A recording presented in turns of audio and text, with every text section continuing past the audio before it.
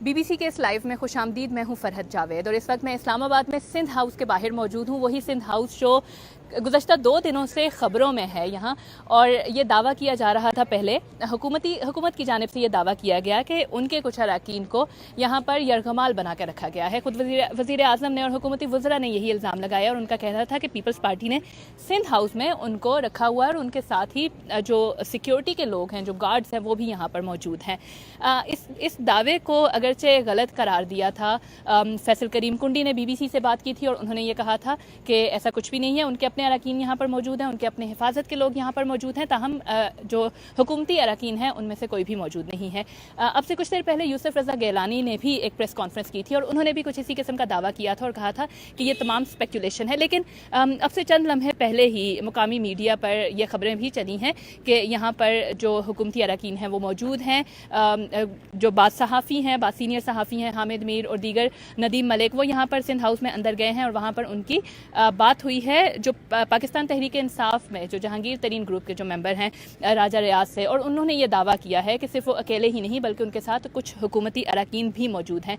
हम यहाँ सिंध हाउस के बाहर मौजूद हैं और हमारे साथ कुछ सीनियर सहाफ़ी हैं जो कि ना सिर्फ ये तहरीक अदम एतमाद बल्कि माजी में सामने आने वाली तहरीक अदम एतमाद को भी कवर करते रहे हैं। हम उनसे बात करेंगे, माजी के बारे में भी बात करेंगे, लेकिन उससे पहले एजाज़ अहमद है मेरे साथ और ज़फ़र मलिक साहब है। Sir, thank you very much. हम एजाज़ अहमद से हम पूछते हैं कि मौजूदा पॉलिटिकल सिचुएशन को वो कैसे देखते हैं। एजाज़ साहब, क्या हो रहा है आजकल शहर इक़्तिदार में? देखिए, आजकल शहर इक़्तिदार में माजी दोहराया जा रहा है। हमारी सियासत का ये जो पहलू है ये कोई इतना अच्छा और ताबनाक तो नहीं है। जैसे हम माजी में हमने देखा था 90 की दहाई में जो महाज़राई थी वो महाज़राई पलट आई है। लेकिन कुछ रवायात भी बदल रही हैं। उस महाज़राई में उस वक्त जब तहरीक अदम एतमाद आया करती थी तो उस वक्त के क्या होता था ये एक अलग बात है, लेकिन अब पहली मरतबा हुकूमती जमात तहरीक अदम एतमाद का सामना पार्लिमानी अंदाज में करने के बजाय एक किस्म की धमकियों पर उतर आई है और उसने जलसा करने का ऐलान कर दिया पार्लियामेंट के सामने डी चौक पर। फिर वफाकी वज़रा ये कह रहे हैं कि जिसमें हिम्मत है वो उन 10 लाख लोगों में से गुजर के जाए। एक साहब ने तो कहा, वफाकी वज़ीर ने, कि उनको अंडे पड़ेंगे, टमाटर पड़ेंगे, जिसकी वजह से आज बिलावल भुट्टो ने अपने ट्वीट पे ये कहा कि जो उनको अरकान ने जो हैं हुकूमती और दीगर उनको लाइफ थ्रेट हो गई है। तो ये क्या ये वजह है कि यहाँ सिंध हाउस में भी दावा किया गया कि यहाँ पे लोगों को सिक्योरिटी दी जा रही है? नहीं, मेरा नहीं ख्याल कि ये वजह भी है। इसलिए कि पाकिस्तान में ये रवायत रही है कि जब भी इस किस्म का कोई मौका आया है तो एक तो हॉर्स ट्रेडिंग होती है। अब भी हो रही होगी। हुकूमत इल्ज़ाम आयद कर रही है, अपोजिशन अब भी उस पर उसकी तरदीद कर रही है। अपोजिशन का ये कहना है, और गिलानी साहब का आपने अभी तज़किरा भी किया, यूसुफ रज़ा गिलानी ने आज ये दावा किया कि ऐसे ऐसे नाम सामने आएंगे कि लोग हैरान रह जाएंगे, जो बहुत दौलतमंद लोग हैं, बहुत बड़े लोग हैं। तो ज़रूरी नहीं है कि ये सारे लोग पैसे की वजह से आ रहे हों। कुछ अपनी जायज़ शिकायत भी हैं, क्योंकि हम पिछले 3 साल से 3.5 साल से ये देख रहे हैं कि तहरीक इंसाफ के MNAs के नाराज़ होने की खबरें आती हैं। कई लोगों ने ट्वीट्स भी किए। लेकिन ये कि माहौल बन गया है और उसमें जो हॉर्स ट्रेडिंग है वो लफ्ज़ एक बार फिर पाकिस्तान की सियासत में उभर कर दोबारा से राइज हो गया, रासिख हो गया है। और ज़्यादातर लोग ये समझते हैं कि हॉर्स ट्रेडिंग हो रही है और इसको आप रूल आउट भी नहीं कर सकते। हॉर्स ट्रेडिंग पे भी हम बात करेंगे, जो इल्ज़ाम अब लग रहे हैं। अब लेकिन फ्लोर क्रॉसिंग की भी एक बात बार बार की जा रही है। आपको लगता है कि ये इस बारे में थोड़ा ये बताएं कि कानून ये है क्या और क्या कैसे ये लागू हो सकता है? क्या अभी भी हो सकता है? आज जैसे अभी कुछ देर पहले राजा रियाज की ये स्टेटमेंट सामने आ रही है कि वो सिंध हाउस में मौजूद हैं और उनके साथ और लोग भी हैं। देखिए, फ्लोर क्रॉसिंग का तो मतलब यह है कि वो जो भी कानून है माजी में था या अब है, वो उस वक्त लागू होगा जब once the floor is crossed. अभी फ्लोर क्रॉसिंग हुई नहीं है, अभी सिर्फ बातें हो रही हैं फ्लोर क्रॉसिंग की। लेकिन मुझे याद है कि 1989 में जब आया था उसके बाद भी लोगों ने फ्लोर क्रॉसिंग की थी। और आपको याद होगा कि इफ्तिखार गिलानी साहब ने 1997 में ग़ालिबन 8वीं तरमीम के ख़ात्मे के लिए एक तहरीक पेश कर दी थी, कौमी असम्बली में रेजोल्यूशन जमा करा दी थी और नुसरत भुट्टो साहिबा ने उन्हें पीपल्स पार्टी के रैंक्स में लोटा करार दिया था। तो वो ज़रूरत बहुत अरसे से महसूस की जा रही थी। फिर उसके बाद 97 में ही ये कानून आया फ्लोर क्रॉसिंग का 14वीं तरमीम के ज़रिए। और कानून उससे पहले भी था लेकिन उसको अमेंड करके मज़ीद सख्त किया गया और उसमें ये कहा गया, एक नंबर ऑफ़ परसेंटेज मुकर्रर कर दी गई कि इतने % लोग एक नया फॉरवर्ड ब्लॉक बना सकते हैं, उससे कम पर लोग नहीं जा सकते। لیکن 18ویں ترمیم کے ذریعے اس سے پہلے 7ویں ترمیم کے ذریعے اس میں مزید امینڈمنٹ کی گئی اور 18ویں ترمیم کے ذریعے کسی بھی پولیٹیکل پارٹی کو پارلیمان کے اندر توڑ کر کوئی گروپ بنانے کا بھی راستہ ختم کر دیا گیا. لیکن اب پھر فلور کراسنگ کی باتیں ہو رہی ہیں. تو فلور کراسنگ میں صرف اگر اکثریت اپنا leader of the house change کر لے، اس وقت کا جو قانون ہے اس میں بس یہی گنجائش ہے کہ اکثریت 51% اس پارٹی کی اپنا لیڈر آف دی ہاؤس یا اپنا پارلیمانی لیڈر تبدیل کر لے تو بات بن سکتی ہے، ورنہ کسی گروپ کو بنا کر ارکان کے ادھر ادھر جانے کا کوئی راستہ نہیں ہے اس وقت. ٹھیک ہو گیا اعجاز صاحب، لیکن میں آپ کو یہ بھی بتاؤں کہ یہ کوئی پہلا موقع نہیں ہے کہ تحریک عدم اعتماد یہاں پاکستان کی سیاست میں اس کی گونج سنائی دے رہی ہے. اس سے پہلے بھی ایسا ہوتا رہا ہے. سب سے پہلے تو حسین شہید سہروردی کے خلاف ایک تحریک عدم اعتماد لانے کی کوشش کی گئی تھی، اگرچہ وہ لائی نہیں گئی اور اس سے پہلے ہی انہوں نے استعفیٰ بھی دے دیا. لیکن ایک جو بڑی تحریک عدم اعتماد ہمیں نظر آتی ہے وہ 1989 میں اس وقت کی وزیر اعظم محترمہ بینظیر بھٹو کے خلاف سامنے آئی تھی. اور ہمارے ساتھ جو دونوں صحافی موجود ہیں، ظفر ملک صاحب بھی اور اعجاز صاحب بھی، ان دونوں نے ہی اس کو کور کیا ہے. ظفر ملک صاحب، یہ جو ماضی کی تحریک عدم اعتماد تھی، آپ نے اس پہ BBC کے لیے ایک آرٹیکل بھی ابھی ریسنٹلی لکھا، کچھ اس بارے میں بتائیں. اس وقت آپ رپورٹنگ کر رہے تھے، کیا دیکھا اس وقت، کیا منظر تھا؟ فرد اس وقت وہ منظر اب کے منظر سے بڑا ہی مختلف تھا، اس لیے کہ پرائم منسٹر تب بینظیر بھٹو تھی، جن کے پیچھے ایک ڈیموکریسی کی اسٹرگل کی ایک لیگیسی تھی، اور وہ اس وقت کی اسٹیبلشمنٹ کی مرضی کے خلاف اقتدار میں آئی تھی. عوام ان کو اقتدار میں لائے تھے 1988 کے الیکشن کے ذریعے، ضیاء اللہ کی ڈیتھ کے فوراً بعد. اسٹیبلشمنٹ بیک فٹ پہ جا چکی تھی. اس کے باوجود کہ وہ بیک فٹ پہ تھی، لیکن general Mirza Aslam Baig through president اور تھرو ادر انسٹیٹیوشنز وہ معاملات کو کافی حد تک کنٹرول کرنے کی کوشش کر رہے تھے.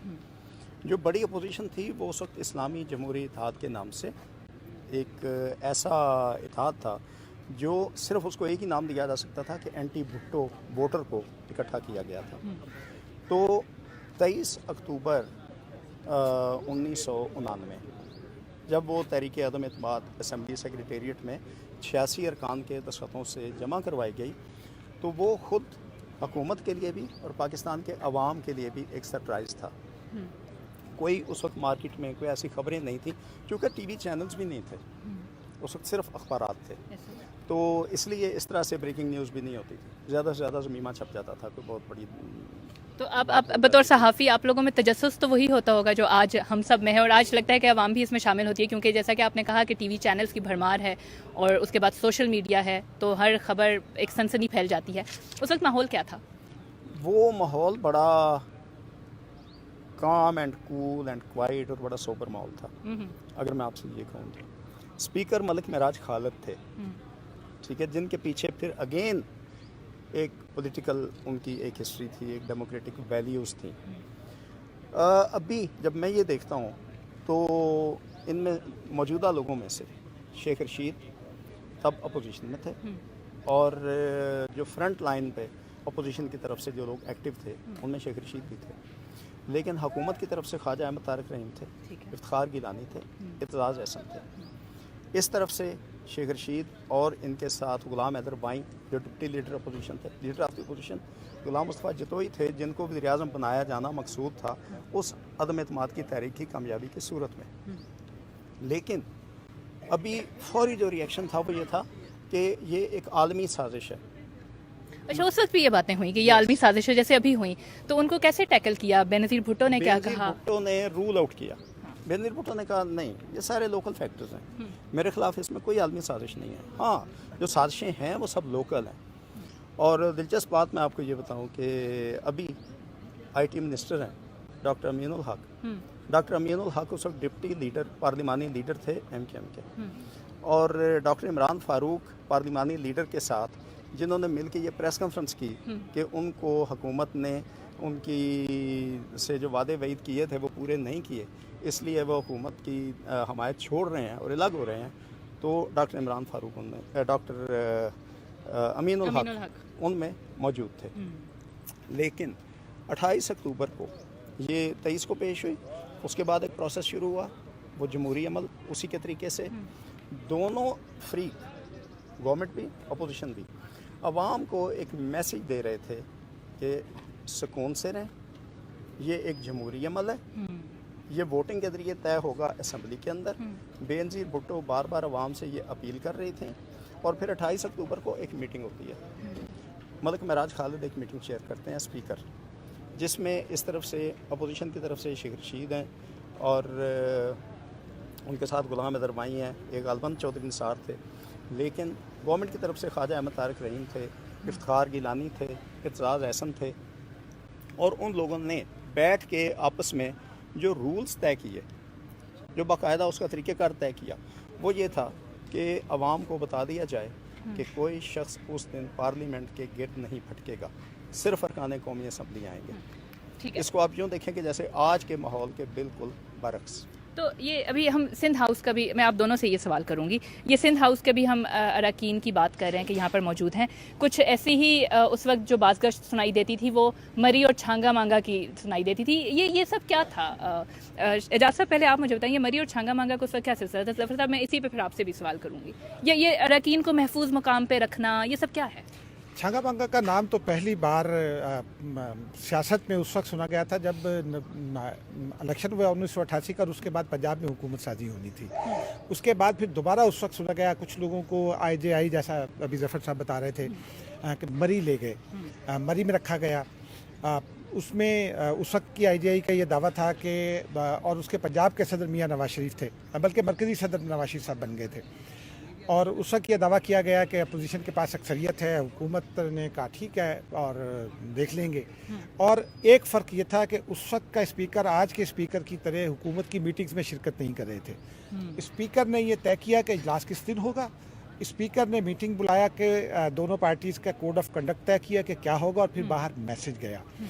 تو اور پیپلز پارٹی جو ہے وہ اپنے ارکان کو, مجھے یاد ہے آفتاب شیرپاؤ صاحب وزیر اعلیٰ تھے خیبر پختونخوا کے, تو اس وقت صوبہ سرحد کہلاتا تھا, صوبہ سرحد بھیجا گیا اور پھر ان کو سوات بھیج دیا گیا. اور جہاں تک مجھے یاد ہے ایک سرکاری گاڑی میں, غالباً فیڈرل سیکرٹری تھے, ان کی گاڑی میں کچھ رقم پکڑی گئی, اور وہ رقم مبینہ طور پر ان MNAs کو دی جانی تھی جو پیپلز پارٹی میں تھے, اور آفتاب شیرپاؤ صاحب کو قبضہ ہی کہا جا سکتا ہے, یا ان کے پاس تھے, سوات میں تھے. تو لیکن اس کے باوجود بھی, یہ سارے الزامات لگنے کے باوجود بھی آج کا ماحول نہیں پیدا ہوا تھا. ایک بنیادی فرق اور تھا اس وقت کے اور آج کے ماحول میں. ظفر ملک نے ابھی اس نے لکھا بھی اور آج ابھی بتا بھی رہے تھے, اس وقت کی اسٹیبلشمنٹ پوری طرح تحریک عدم بالکل, میں ابھی اس سوال پہ آ بھی رہی ہوں آپ کے پاس, لیکن میں اس اسٹیبلشمنٹ پہ بھی جانے سے پہلے, ظفر صاحب آپ تو مری میں بھی موجود تھے, تو وہاں کیا ہو رہا تھا, کیوں لوگ وہاں جمع تھے, اور وہاں کیا چل رہا تھا, اور کیا اب بھی ویسا ہی ماحول ہے, یہ کچھ بدلاؤ آیا ہے؟ نہیں, یہ بالکل ویسا ماحول نہیں ہے. لیکن وہاں تھا کیا اس وقت مری میں جو آپ نے پنجاب لکھا کہ کچھ لین دین ہو رہا تھا, لین دین کی باتیں ہو رہی تھیں, یہ بالکل درست ہے. وہاں پہ ہم سن رہے تھے کہ کچھ لین دین کے معاملات چل رہے ہیں, اور میں نے کوٹ بھی کیا ہے اس وقت کی جو پرائم منسٹر کی میڈیا ٹیم تھی IJI کی, اس کے جو ایک بڑے ذمہ دار تھے, انہوں نے یہ کہا کہ منڈی لگی ہوئی ہے, سودے ہو رہے ہیں. آپ کو لگتا ہے کہ اب بھی ماحول نہیں بدلا, منڈی اب بھی لگتی ہے اور سودے اب بھی ہوتے ہیں؟ منڈی تو اب بھی لگتی ہے, لیکن تب شاید ذرا سوبر انداز میں لگتی تھی. میں نے جو جیسے پہلے کہا, دیکھیں اس میں گورنمنٹ نے ایک بالکل آخری دنوں میں جا کے ایک باقاعدہ سرکاری بیان جاری کیا, اور وہ بڑا انٹرسٹنگ تھا.